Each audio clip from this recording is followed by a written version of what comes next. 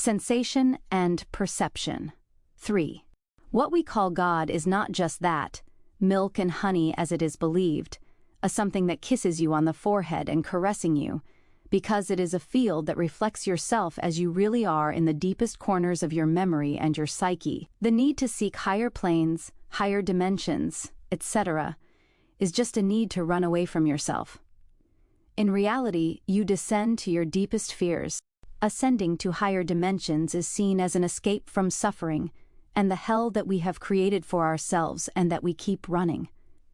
The hell we live in is the result of searching for a false heaven and a good that does not exist in reality. In fact, we want to love ourselves through others, and when this doesn't happen, suffering, hell appears. The need for confirmation, for validation of what we believe about ourselves, is what keeps us stuck in a game of suffering and desire, because we don't want to accept, because we can't believe that we are actually receiving exactly what we deserve, and not what we think we should deserve.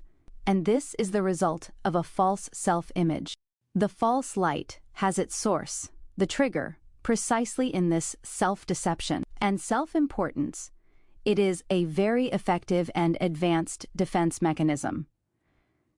When you are in a state of confusion and alienation, you have the feeling that you are not free, which is really good and very true, because who knows what crazy things you would do. The very need to be free is the sign of the disease. It is like a plague inherited by generations, raised and maintained with religiousness.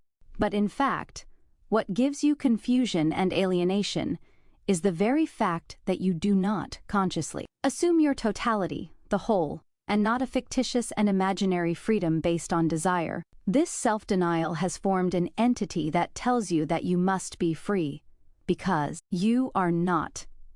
The very fact that we believe ourselves to be unfree is the sign that we are free, and in fact the fear and anguish, the planetary psychosis that we are not free, is in reality the fear of total freedom, of the assumed freedom.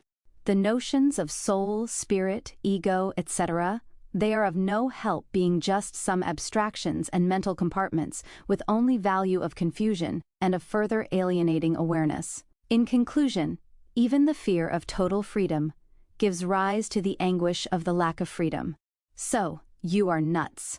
Because everyone is a universe in itself, everyone also lives their own apocalypse. You don't have to do what others do or say, nor wait for others to do what you have to do.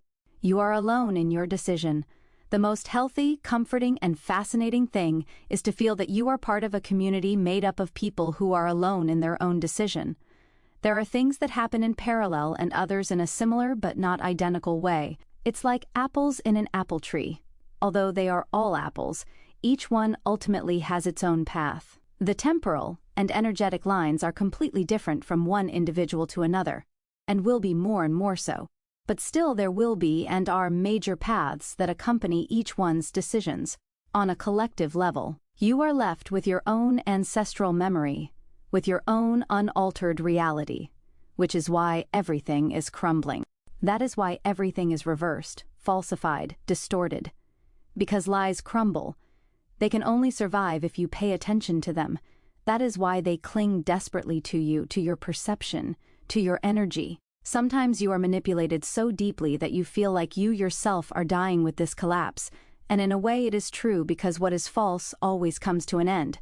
What dies are the masks, the layers of dust that covered the true face you had before creation.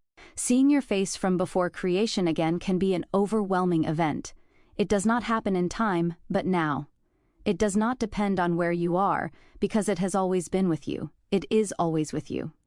It cannot be avoided in any place or dimension that you imagine you can access. The phenomenon of breaking the veil of forgetfulness happens within you, with you no matter how much you try to believe that it is something external to you.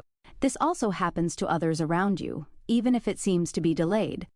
But it is only delayed in appearance. It is a matter of the speed of manifestation. Sometimes it can be sudden and other times sequential. When you wake up from the planetary dream, from trauma and self-denial, you will see the true face of the unique being as it was reflected in each of you. What dies are false memories, and what you discover is the true scenario behind all your more or less real stories. And yes, indeed, you must have your feet firmly planted on the ground to be able to bear its weight and magnitude.